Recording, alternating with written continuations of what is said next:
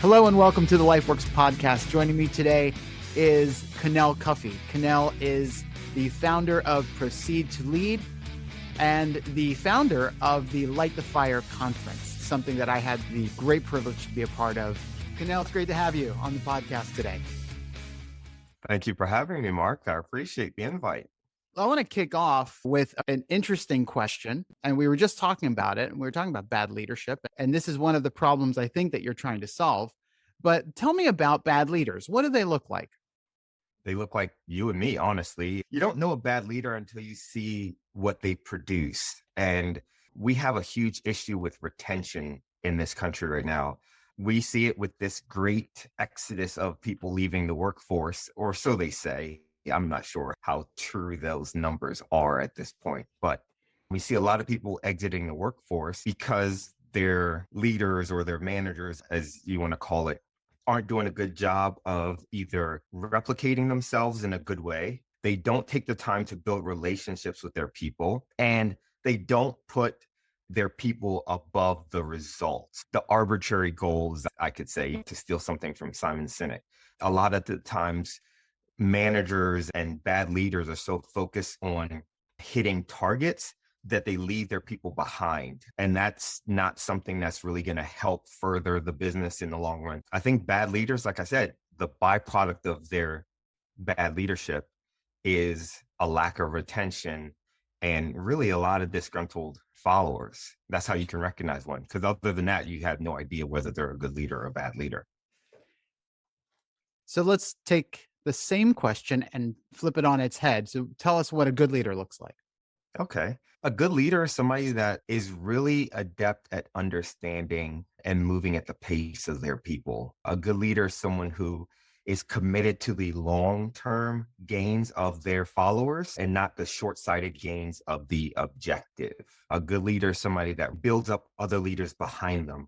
A good leader is somebody where, and I always say this joke like with my team, I say, if I get hit by a bus, nothing should change. As far as the operations, as far as the culture goes, nothing should change. So a good leader is able to create a culture in which they are not the lid or the cap to the ability of their people. They're more of a conduit. So their people are doing the work. Their people are the ones making the gains and accelerating, and they're there just to guide that funnel. They're the walls. If you go to a bowling alley and you see the little kids, everybody's aiming for the same 10 pins, but you have these guardrails up for these little kids and their ball's going to bounce left and right, but the guardrails are there to keep everybody moving forward. And I think a great leader does a good job of allowing people to bounce off the walls a little bit, but still moving towards the goal, which is to hit a strike. So you started this organization called Proceed to Lead. What was the problem that you were trying to solve? What are you hoping to accomplish with it? What's your kind of broad objective?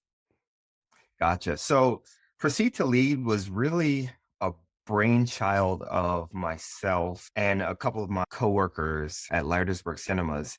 Now, I'll give you a little bit of backstory. When I was working for Jersey Mike's, I was the director of training and philanthropy. And I started this program called 15 Feet of Better Business, where I had local leaders go into the high schools and speak to the business classes and things like that about leadership, business, the college-bound experience, and all those other things. And when my wife and I left the DC area, I didn't have anyone in place to keep running that program. So it fell to the wayside, and it was weighing on my heart because I knew that it was a really good program because there were a lot of kids that learned a lot of lessons, learned about budgeting, learned about finance, learned about how to get into college the right way and not be in piles of debt when you walk out of it. Kids learning about leadership. And I wanted to do something close to that in this area where I live in the tri-state for West Virginia, Maryland, and Virginia. While I was working at Leidensburg, I talked to some of my leadership team and I said, hey, how do you guys feel about us doing something where we can get all the local leaders to come together to connect, inspire, and empower the community? Because whether you're 18 or you're 45, you can glean something from a leader. And I really want us to build a culture of leaders in this area.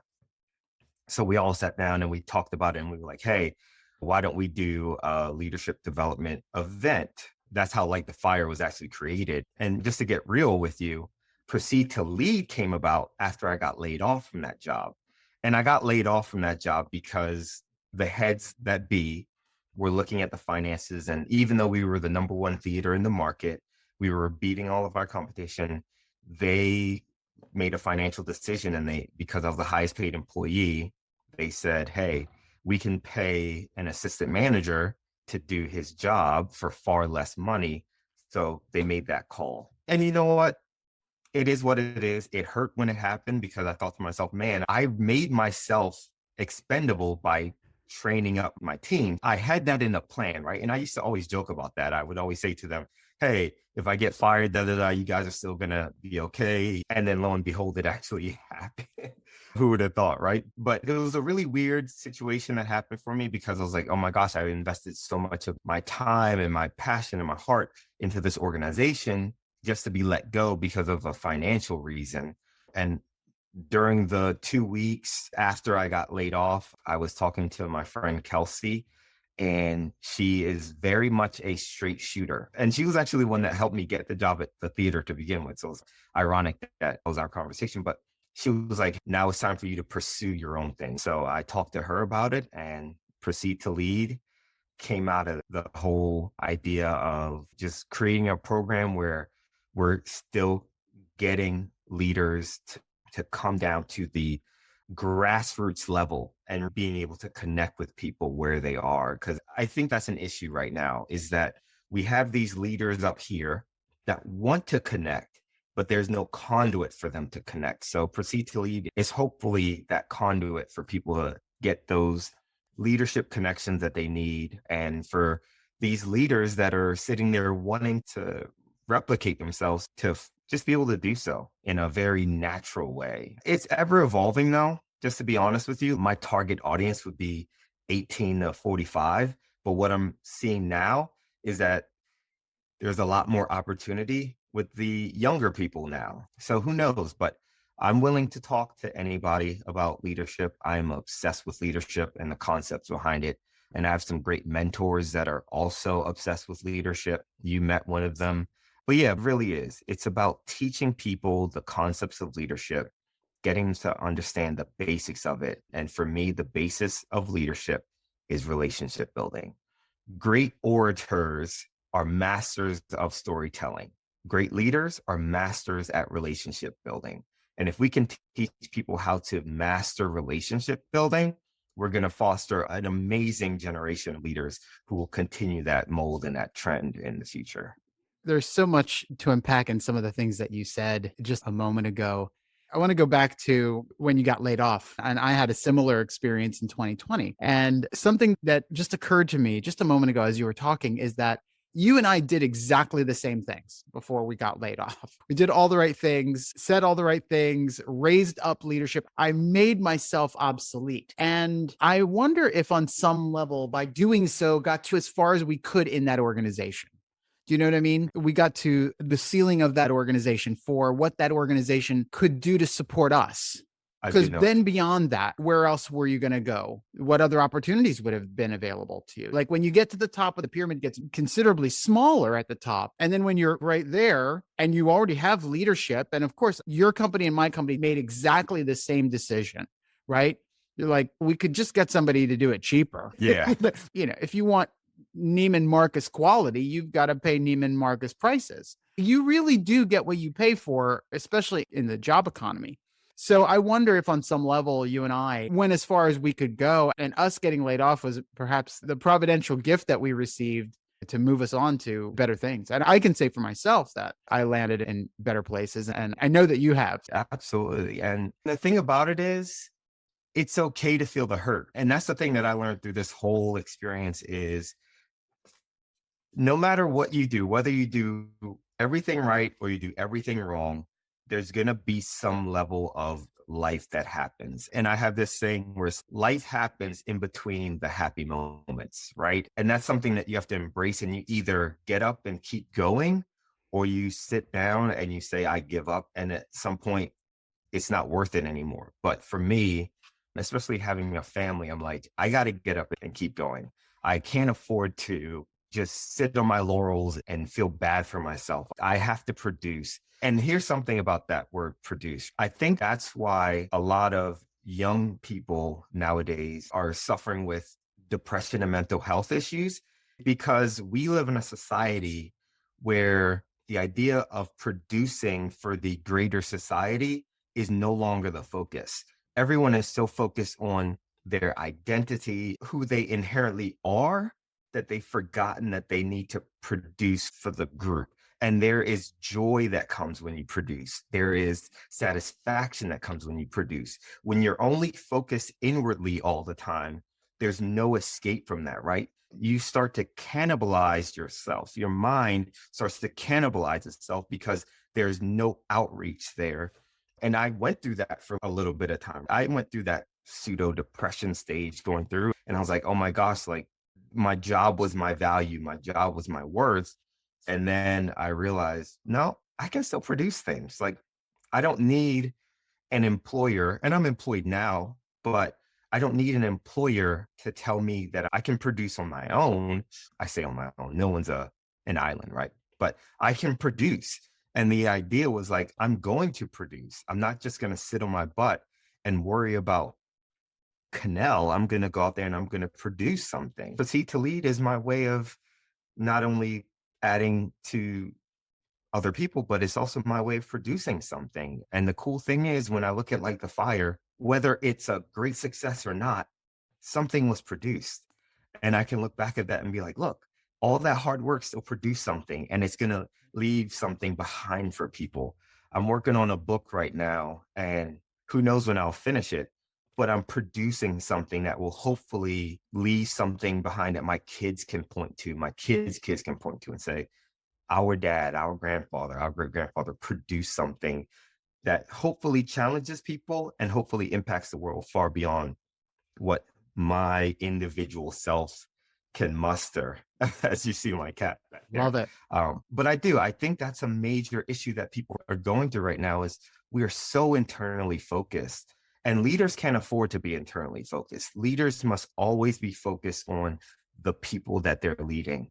And we should always be not only helping them produce, but also producing for them at the same time. Sorry to go off on that little tangent there, but I think humans are designed for community and for production. And we're missing both of those when we focus only on ourselves. That's really beautifully said. I think you and I talked about this actually at the conference, where we talked about the criticality of purpose. And as you put it, production is a means for us to have purpose. And we need purpose, because when we don't have purpose, that's just not a good recipe. Left to our own thoughts, our own devices, without any purpose, without any community, that is a recipe for disaster and mental health disconnection there. That's why America's so medicated, and it's sad. And I would love to be part of that group of people that creates a new way of thinking. I can't even say new because it's not new, right? It's a known thing. It's just, it's been lost. And I think you're doing a good job of being a part of that conversation too, Mark. So Thank you. Keep on fighting the good fight and helping people produce. And I'm grateful to be a part of that conversation too. Thank you for that. And thank you for being a part of my production. There you go. Yeah. Yeah. People will be able to watch this as long as those platforms are alive, or Right. we have the capabilities. But what you're doing with the LifeWorks podcast is something that you are leaving behind proof of your existence, but you're producing with that. And that's a huge thing. That is such a beautiful example of how you can use your blip of time to leave that ripple for other people. That's what it's all about. Thank you, Connell. That's very kind. I appreciate that. So I want to shift a little bit toward some general questions. If you could share one secret of your success, what would that be? One secret of my success. It's my inability to not care about what other people think.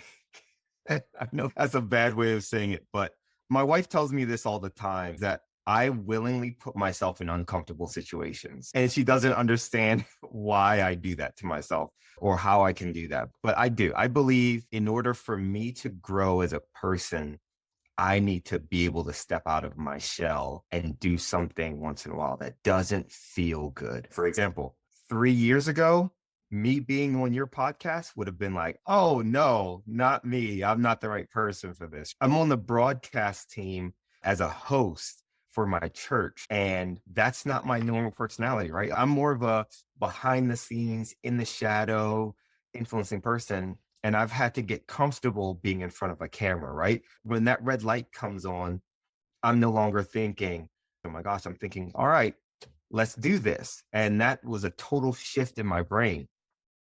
Starting a leadership conference, total place of discomfort. Being asked to be in leadership at my church, total place of discomfort, right? So I am constantly saying yes to the things that put me in an uncomfortable situation with the hopes that it'll help me grow later on. I hope that answers your question, but that's just who I am. And I wasn't always this person. I learned this from another mentor of mine. He would always challenge us to be in uncomfortable situations, and he did it himself. I was like, this guy's doing it the right way, and I want to know, what is he doing? And he talked to me about it. And here I am several years later imitating that. And I've gotten comfortable with the discomfort, if that makes any sense. But yeah, I typically will say yes to an uncomfortable thing because in the back of my mind, I'm thinking, this is going to help me grow and get better. And I'm not ashamed to tell people this. I would love to be a billionaire one day, right? It's written on my board. That's one of my goals. And in order to be a billionaire, you have two pathways you can go. This guy that I follow named Officer Tatum on YouTube, he says you can either affect 1 billion lives or you can go the route of making $1 billion. And I want to do both. But in order to do that, I can't be the Connell that I am today because I have to be a different version of myself to get there. So every single day, I need to do something that is outside of who I naturally am in order to either affect 1 billion lives or make $1 billion. So my mindset there is I can't afford to stay the same if I'm going to do something gargantuan like that. What's the greatest lesson you've ever learned, either in life or business? Oh, so now I hope you follow this train of thought, right? My daughter loves to pick flowers. She's always bringing them into the house. And I'm not going to lie, it gets on my nerves. I'm like, why do you keep bringing in rocks and wildflowers and all these other things into the house? She puts them in vases, though. And I'm like, they're weeds. Like, you're bringing in dandelions. They're not that special. They're everywhere.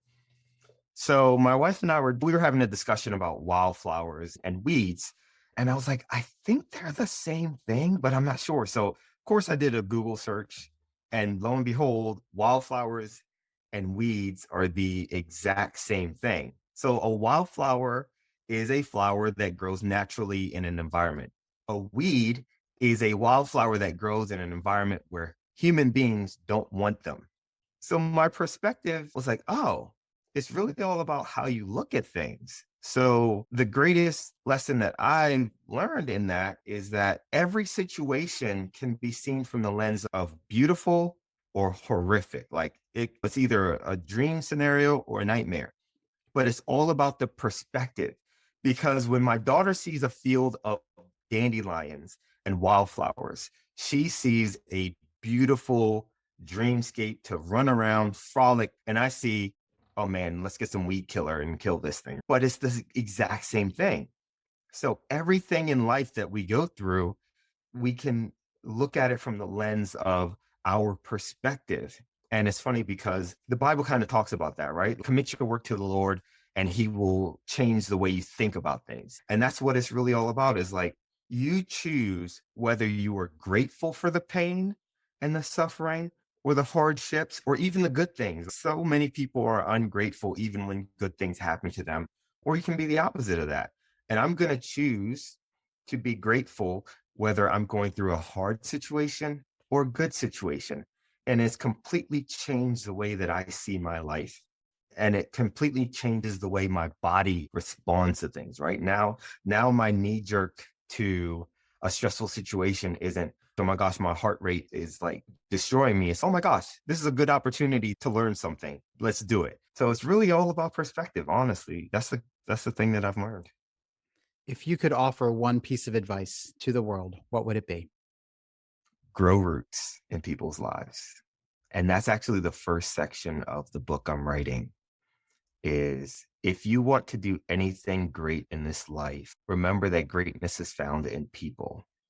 And when you grow roots in people's lives, you get so interconnected with them that you really start to see how human beings think, how they function, and you really get to tap into that groundwater, as I call it, which is that joint suffering with people. And when you suffer with people, it really starts to reveal things about yourself, your character, really reveals things about people, and you can weather the storm. Like a tree that is planted and rooted deeply can withstand a drought, can withstand a hurricane, can withstand a frost, right? Because it's so embedded in the soil and the ground and the groundwater that it can resist the external issues.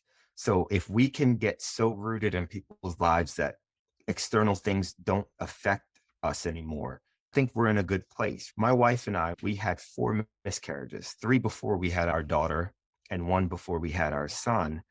And those could have been situations that destroyed our marriage. That external pain could have easily destroyed our marriage. But we were so rooted in our faith and rooted in each other. And we allowed that suffering to actually help us dig deeper in each other and get closer, because pain and suffering is designed to draw us closer to each other, not the opposite. But we were invested in helping each other walk through that pain, walk through that suffering, that now 10 years later in marriage, where we just hit that mark, little external things don't affect us, right? Things that a lot of couples will look at and say, oh my gosh, that's a marriage killer. We look at that and we're like, that's not even that important. We've gone through the financial ups and downs. We've gone through all that stuff.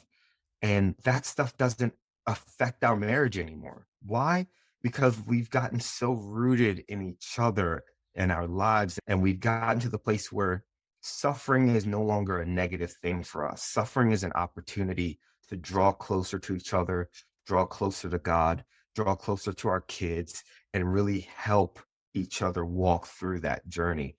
So I would say just grow roots with people. I think a major thing that bad leaders or managers do is whenever their employees or their coworkers or followers aren't meeting the standards, their knee jerk is, you have to go. I need to replace you. And it's back to that dandelion wildflower thing, right? Like it's all about perspective. You can either see the person as an issue or you can try to figure out where's the source of this issue. Instead, ask them what's going on. They might be going through a divorce. They might be going through like their child getting bullied at school. They might be going through some financial issues. You never know what might be affecting their work performance. And we always assume that somehow or another, we don't carry that outside world into work, but we do. I taught financial peace to my leadership team when I was at Leitersburg, because my philosophy is if someone is dealing with financial issues at home, they're not going to bring their A game to work. And that wasn't just me coming out of the blue and being like, oh, it's there. I asked questions. I talked to them. I found out what is something that's on the heart of my people. So I grew roots with them, right? When my coworker came to me and said that he and his significant other had a miscarriage, because my wife and I had gone through it before, I was able to sit with him and we talked and we had open conversations, and he's still a friend of mine to this day. I learned not to run away from hardships. I learned not to run away from suffering. And for any leader, suffering and a lack of work effort might be an opportunity for you to tap into that person's life and really help them walk through. And on the other end of that, you have someone that is completely loyal to you. You have somebody that you're completely loyal to. You have somebody that if push comes to shove in the work environment, they're always going to have your back. They're less likely to gossip, which is a cancer to any organization. They're less likely to leave for a couple of extra dollars here or there. And they really understand that you're honoring their time which is something they will never get back, that they're exchanging for money that they can make anywhere. And most people would rather be with an employer that honors their time than just gives them a couple of extra dollars. Because when you give someone a raise, that doesn't last that long, right? Eventually, they bring their lifestyle to the level of that raise, and then it's a wash. So if we can honor people's time and grow roots with them and really learn them and really learn how to lead them from a relational level and put relationship over retaliation, then we start to really lead people in a healthy way that will grow further. So yeah, I think growing roots in people's lives is quintessential for a leader. What do you want most for your life? What I want most for my life, man, so many things swirl through my brain, but honestly speaking, my driving motivation in life is to leave something behind. And this may be the selfishness in me, or even the hubris in me, or maybe it's just my driving force, but I don't want to leave this earth without putting something out there, like I said before, that my kids can look back and say, yeah, he did that. He helped people. He changed lives. And again, it sounds selfish when it leaves my mouth, but I don't want my existence to be worthless. I want my existence to ripple on past me. We talk about all these historical figures, and I don't necessarily want to be famous, right? That's not what I'm asking for. What I really want is for that grassroots level of influence to keep going, where even if it's not my name attached to it, it's my mission that's attached to it. It's my message that's attached to it. I don't need credit for anything that I say. With my book, even if no one knows who wrote the book, but they are still influenced by the concepts in the book, that's good enough for me. And that's really what I want. And I want my children to be kind of the spearheads of that too, right? If I help the world, but my children are a disaster, I didn't do my job. If I help the world, but I leave my wife behind and I don't honor her and I don't build her up continually, then I failed there too. I guess it's a two-part driving thing, right? I want something that people can have of me, but I also want to make sure that my family feels led and honored and loved by me. So I guess those are my two driving forces. That is quite a balancing act. I relate with it all too well. Especially what you said about it doesn't matter if you change the world, if my wife, my marriage, my children are a wreck as a result, what's the point? Right? I think the most aligned people, the best people, in my humble opinion, are those that do honor their family, that they do honor their marriages, and that they set a good example there first, that who they are at home is who they are, despite what they're trying to show the world. Right? Yes, that is quite a balancing act. So I applaud you for thinking that way and reminding me of my own mission to do the same. Yeah. So, And the thing is, I fail at that sometimes too. And we all do. And I would be an idiot to think that I would always do it the right way. I continually fail my kids. I continually fail my wife, but I try not to make the same mistake more than once. And if I do, I try to fix that as best as I can. But yeah, we're flawed, we're fallible. It happens, but I really want to make sure that my wife and kids know that I honor them and I love them. And that's also critical to me. so I've asked you a lot of questions, Connell. Are there any final thoughts you want to share with us as we bring in this interview for a landing? If you're going to fail somewhere, fail in relationships and work to build those up. If you're going to do anything, put your time and energy into relationships. That's what it boils down to. Every great business out there, when they do their marketing, they market relationships, but those are empty. As a leader, you can't market a relationship. You have to be in that relationship. So with your team, with your coworkers, with your leaders, focus on building a relationship. Focus on finding out what makes that person tick. Get to your shared interests, your shared experiences, but really focus on the shared suffering. And I know suffering is a very difficult word to hear, but going through life with people is the most beneficial thing you can do to your living experience. Because again, humans are designed for community, humans are designed for relationships. So why not, as a leader, focus on that and master the skill set that it takes to be a master of community? And also produce. No matter what goes on in your life, find a way to be productive, find a way to encourage people, find a way to leave something and put your stamp on it, because that's what's going to keep you out of depression and other mental health issues. And it's a wonderful life we live. It's a short life that we live. So why not take full advantage of that and do the things that we were designed to do: community and production. I think that's a beautiful way to end our interview today. Connell, thank you so much for joining me today. The website for everyone is proceed2lead.com, proceed2lead.com. Go there, check it out. It will enrich your life so much and enrich your leadership so much. So, Connell, thank you again. It was such a pleasure to have you on the podcast today. Thank you, Mark. I had a great time. Hey guys, thanks for watching and listening. Hit the subscribe button and you'll never miss an episode. And check out some of these other clips from the podcast.